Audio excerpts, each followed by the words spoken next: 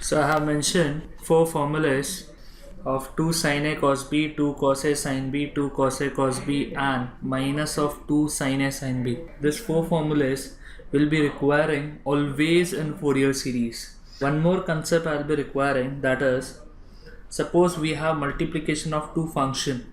I say my 9th point, I consider if suppose I have a function phi of x which is nothing but multiplication of f of x into g of x.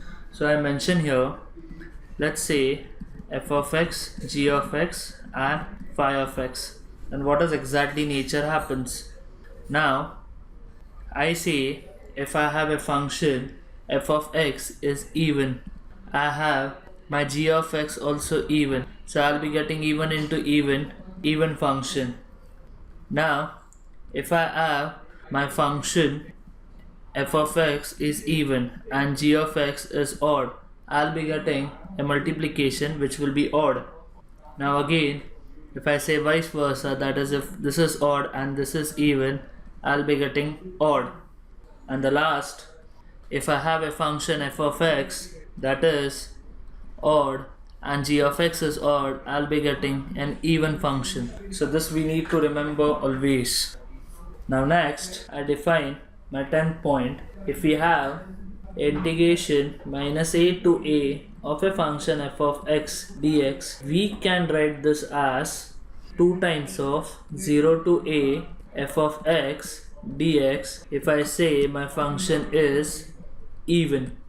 If my function is odd, then integration will be nothing but 0. So this you need to remember. Now next is, as we have defined a trigonometric Fourier series, that f of x is equal to a0 plus summation n equal to 1 to infinity an cos nx plus summation n equal to 1 to infinity bn sin nx. I define as n pi x by l, n pi x by l. Now if you define trigonometric Fourier series, I say TFS for C2 C plus 2 pi, then I can say by maintaining a period, so I have maintained a period of, that is nothing but 2 pi.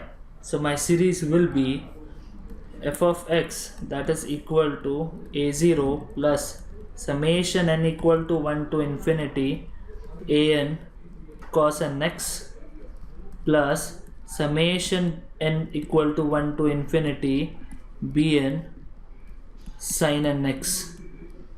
So here this value is compared to 2l, where l is nothing but pi, and I have substituted in my first general Fourier series l equal to pi. So I got f of x equal to this series.